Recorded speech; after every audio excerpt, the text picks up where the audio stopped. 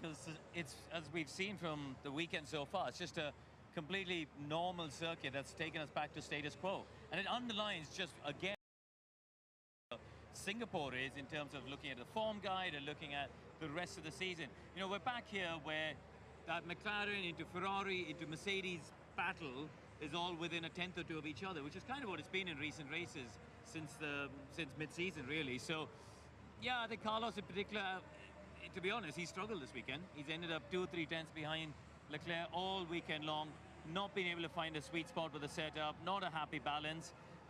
So I'm hoping he rejoiced in the Singapore win a lot last week, because this could be a tricky afternoon.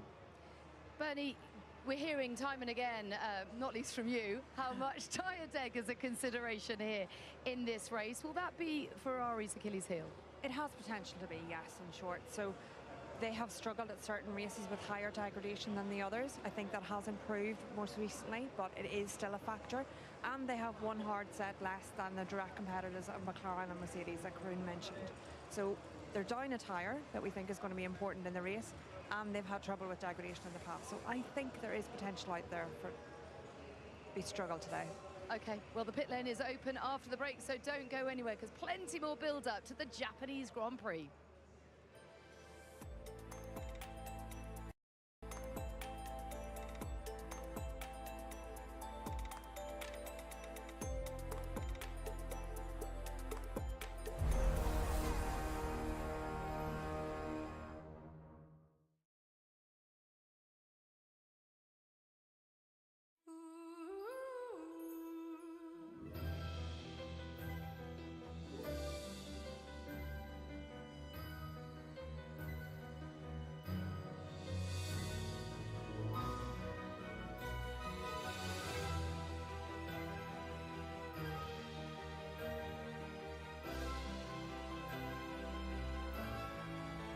The L'Or Barista Coffee and Espresso System, now brewing Pete's Coffee. Businesses need 5G solutions today. That's why they choose T-Mobile for Business. MLB partners with T-Mobile to not only enhance the fan experience, but to advance how the game is played. AAA relies on T-Mobile's network to stay connected nationwide so they can help get their members back on the road. And we're helping Pano AI innovate to stop the spread of wildfires. Now's the time to see what America's largest 5G network can do for your business. If New Heineken Silver was a riveting Viking saga. Last the twist. Your family tortured my first wife and stole my second favorite goat. Now you want to marry my daughter.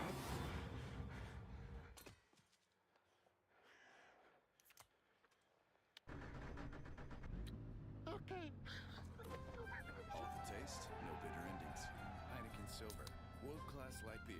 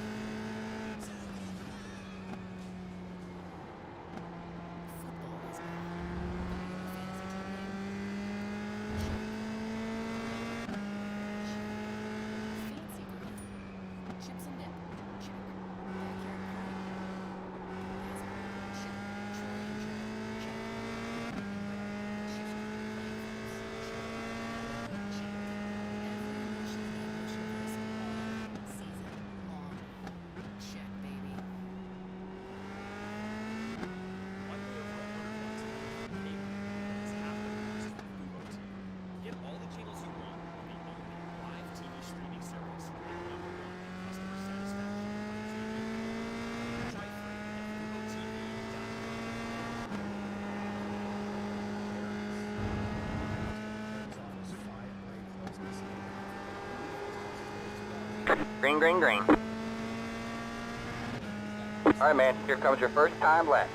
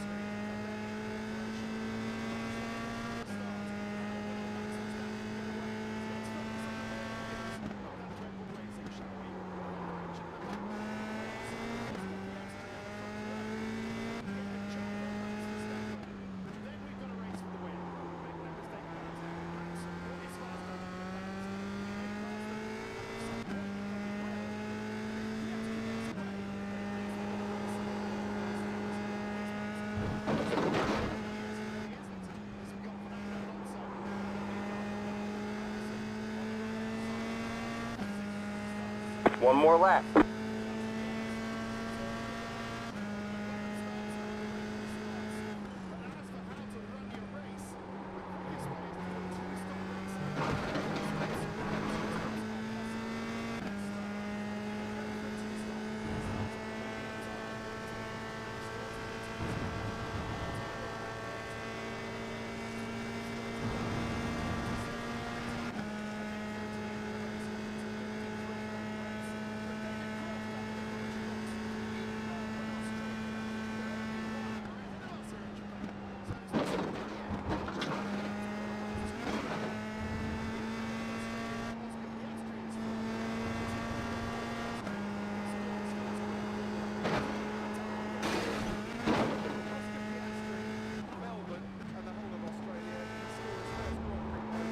There's the flag. It's over. FP3, and he took pole yesterday. Oh, and he's converted his last 12 pole starts into race victories. Oh, and his pole margin of 6/10 was the highest here since Michael Schumacher in 2004. But there's a long race ahead. He's only got one set of hard compound tyres, and anything can happen. There's Lando Norris starting third today, about to leave the pit lane. Oscar Piastri on the front row. He's been alongside Max on the front row before. It was in a sprint race, of course, in Spa earlier this season, but he's never been on the front row in a Grand Prix before. He's the 5th Australian ever to start on the front row in Formula One, and it is not often I mention the name Alessandro Nannini before a Formula One Grand Prix, but I think we should mention the Italian driver today. Race for Minardi, race for Benetton, still the only driver to take his maiden win here at Suzuka.